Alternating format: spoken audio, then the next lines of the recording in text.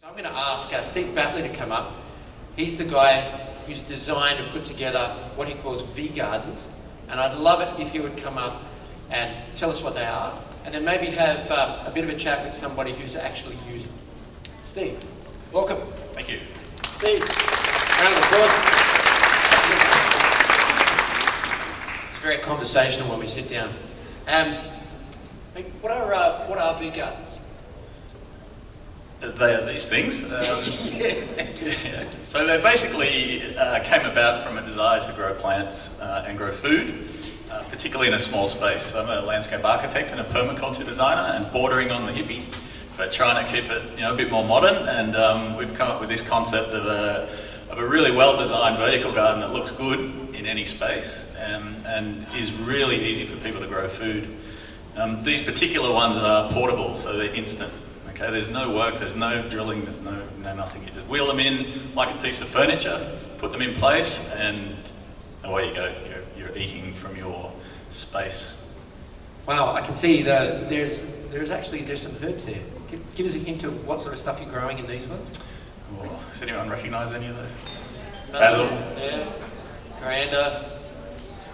Okay, and it's free. If you want to get into this stuff, to add maybe to the food that you have afterwards. Just don't let Steve see you catching it. Why bring them along? Why are you here tonight?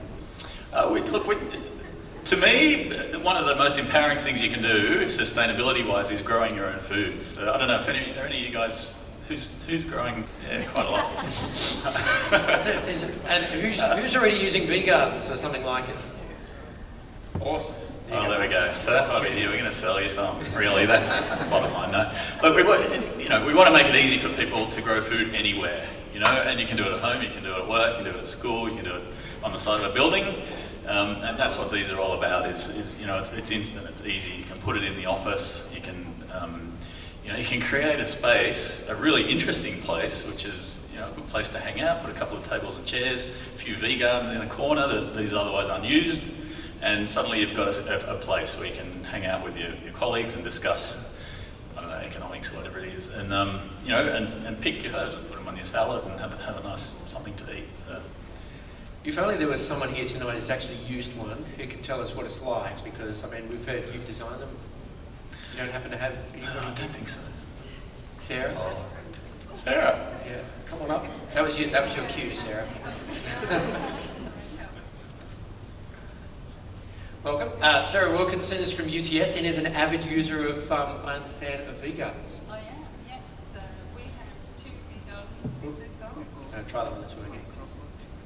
So we have two V-Gardens on our DAB, which is Design, Architecture and Building faculty roof, the 5th floor on Harris Street, and we're growing veggies on the roof. Okay, why? Why? Well, that's an interesting question. There are 3.5 kilometres, square kilometres of roof space in Sydney, and most of it is unused. From previous studies we've done, looking at Sydney and Melbourne, we think about 15 to 20% of those roofs could be retrofitted as green roofs. If you then look at the amount of balcony space and courtyard space, there's a lot of opportunity to grow food. I think the average Australian vegetable travels about 1,200 kilometres to the plate, which is less than the American veg, which goes about 2,500.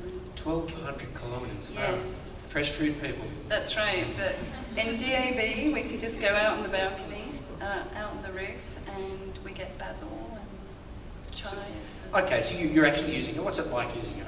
Is it just pretty, or what's it like? Well, I think maybe there is one of my slides coming up actually, and it's not as attractive as Steve's colourful slides, but it's very effective and mostly green, as you can see.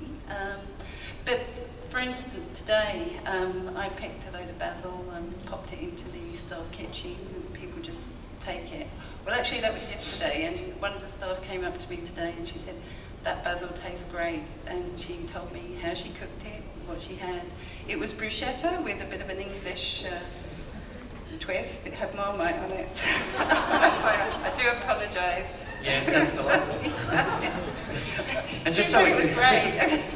just so we're clear, was she supposed to be taking the basil, or Oh, yeah. was she taking your basil? Yeah, no, she took the basil. So it's really good because we have a very informal system. So we have a calendar on the wall behind the sink, and if it has a tick, it means somebody's watered it. If it doesn't have a tick, then it hasn't been watered. And it's been up there for a few months now, and the plants don't die. They get looked after. People can give me advice.